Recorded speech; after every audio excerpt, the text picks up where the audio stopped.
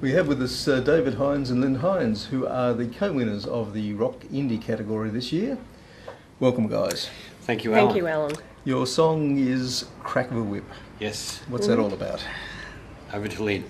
Well, it's basically about the convicts coming out to Australia. Right. And Crack of the Whip, the Cat o' Nine Tails, and okay. yeah, sailing into Botany Bay and all of that. Yeah. We were just explaining to one of our colleagues out in the foyer earlier on about how we actually came up with the title of the song first. We just thought it was a really good, strong title for a rock song. Yes. And we had a look to make sure there was no other song that would have that title. We couldn't find anything, so we thought, okay, we can use that. What are we going to write it about? So we had a few scenarios in mind as to what we could write the song about, including the bullock teams with the Crack of the Whip. Oh, yes, and, yes. Even the old the Roman galleon days, or the longboats, you know, or the Vikings, or the Romans and Vikings, two different people. But you know, where they had the slaves and they'd whip them. Crack the Whip. But then Lyn said, no, why don't we make it really Aussie and make it about the convicts coming out and being copping the cat and nine tails for virtually no reason. So we thought it was a really good Australian content. Yep, yep. And a good storyline. So that's how it came about. Okay, and you've set it to music that the convicts never would have heard. No, this is true. That's right. Yeah. We've given it a pretty hard rock edge, as you can hear. Yeah. So who comes up with that riffy, hard, pounding rock? Is that He's you, the riff David? man. Well, absolutely. Yeah, being the guitar player, I used to come up with the riffs. Lyn comes up with mainly comes up with the vocal melodies and a lot of the lyrics. A big portion of the lyrics. We collaborate on lyrics, but Lyn comes up with some. But this one was a real collaborative. Very much a co-write, this one. Right, yeah. right. Lyrically. We sat around our dining table and just put it all together, and it all fell into place. And as I said, I came up with the guitar riffs, and then Lyn put the vocal melody on top of that. Right, so that's how that came about. Once we had a structure, words and music, then we, as we always do, we get a rehearsal going with a band, Bounty Hunters. We'll bring our drummer Rob in and play him what we've got, and then he puts the drum beats to that, and sort of that's sort of the final sort of. We have everything written beforehand, and we go, okay, Rob, we just need a nice solid drum sound for this, and there we go. And you did the vocals? Mm-hmm. Yep, on lead vocals. Yep. And bass player. And bass player? Yes. Susie Quattro. I love it. You love the bass? I sure do. There's just something, we've had various lineups. We've worked Bounty as a Hunters, duo, yeah. as Bounty Hunters. We've had a bass player, but I just love putting the bass on, and I love having to think about playing bass and singing vocals at the same time. It's a bit of a challenge. It's not too many people can do it, really. It's an art, so you better have a chat with Denny Burgess later on. He, yes. I think he's mastered the art too. Yeah, definitely. So it was actually out of necessity that Lyn came back to bass, because you did used to play bass years ago in an Irish band at the Sydney Hilton back in the day, but hadn't played very bass. Very basic 1/5 stuff, but. But you were just playing bass to rehearse when we got Rob in on drums. Our previous drummer had left, and our bass player had left due to he had business commitments, and he just couldn't commit to the band anymore. While we were sort of teaching Rob the songs, Lyn was just playing bass so we could teach him the songs. And then once he learned all the songs, we went. I said, "Well, who are we going to get on bass?" And Rob and I looked at Lyn and said, "You're playing He said, great. "You're doing okay." You're in, you know." so we went from a 4-piece to a 3-piece. Okay. Which works really well. It does. Yeah. And you're performing songwriters. Whereabouts do you perform? All over the place. Yeah, we're based on the mid-north coast, New South Wales. Lyn and I live in Port Macquarie, and Rob lives in Southwest Rocks, just an hour up the road. Yep. So mid-north coast based, but we work in Australia, we work from like Queensland, Gold Coast down through the mid-north coast, Newcastle, Sydney. We're doing a little tour down in Melbourne next year. Right. We're doing something up, we're actually putting together a top end tour, Darwin and the top end for winter next year.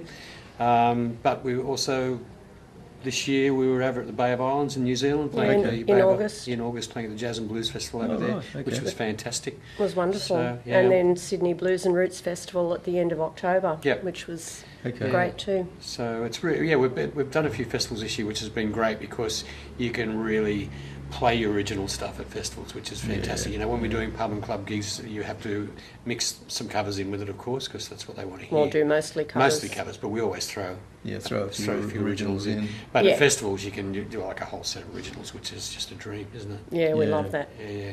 So how does it feel to be the winners today? It's just mind blowing. It's only taken us Fantastic. 26 years to come to this point. That's all.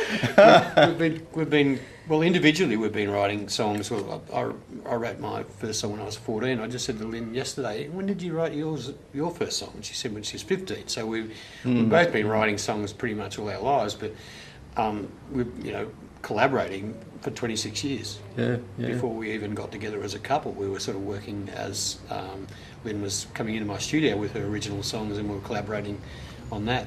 And you worked it out, it was 26 years. So we finally scored we got a gong, and what a beauty. Yeah. Rock indie, wow. It's very exciting. Absolutely, really thrilled with it.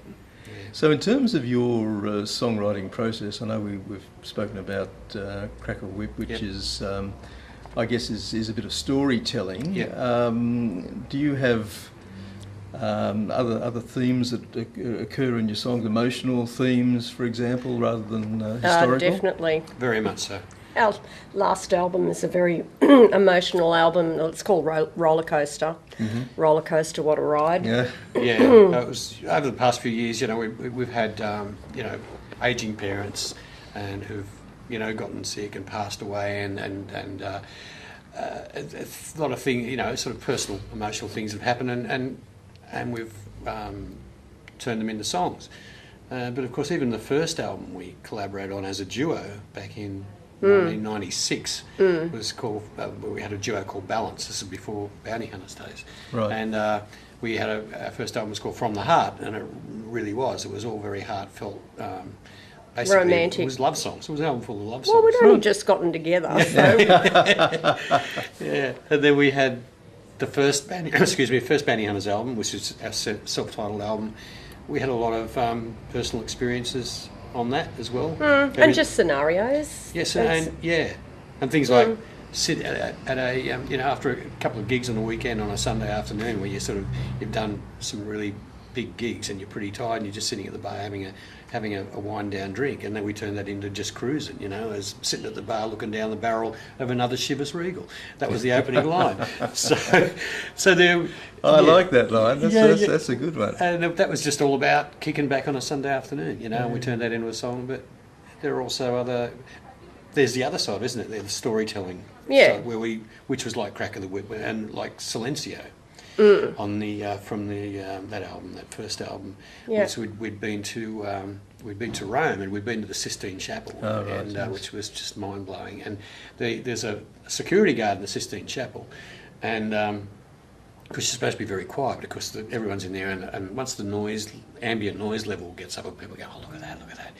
Once it gets to an unacceptable level, he goes, Silencio, and which is silence, Silence, Everyone, yes. and everyone goes, ooh, and then it sort of builds up again. And I thought it was absolutely hilarious. But we thought, what a great word. Yes, We've got to do Silencio. something. Silencio. What can we make that about? We thought, well, we don't want to sort of get into a religious bent on that. We thought, so we made up this scenario, and the music style is kind of like spaghetti western, Ennio Morricone, the Clint Eastwood spaghetti western type things. The big twangy guitars and like almost a Latin sort of feel. And we wrote this storyline as a spaghetti western. The guy, the hero of our story, is being chased by the bad guys, and he's been riding hard all day, and he finally gets to his safe haven where he meets up with his senorita, and he escapes the bad guys, but he's totally exhausted from running away from them, and she's calming him, saying Silencio, it's okay, Silencios, it's yeah. all right. So yeah, we have fun with that storytelling side of it too. Like sometimes the really personal stuff is quite hard to get out because it's you're bearing your soul, Yes, and you yes. really you've got some raw nerves happening there, but to write a scenario like that is just fun. It's like putting a story, because you've got an open canvas. Yes, yes. It's like being making a film or something. You go, what can we do with this? Let's make this story. So Okay. yeah. So you're writing, you're performing, you're winning awards. Where to next for you guys? Just keeping busy, Alan. Yeah, we love what we do, and yeah. we'll travel anywhere. Yeah, we've got, we're working every weekend, which is great. And as I said, from all different sorts of stuff, from festivals to pubs and clubs to private functions, corporate stuff. We've got bookings well into next year, and it looks like being another busy year for us, which is great. And That's great. We'll just take it as far as we can.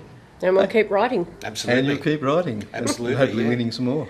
We've got... Well, that'd be nice, but just to win this is amazing. It's such an honour, because this is such a respected and recognised event and competition, basically. If it takes another 26 years to win one, we'll be really old. Good. It could be tales from the nursing home.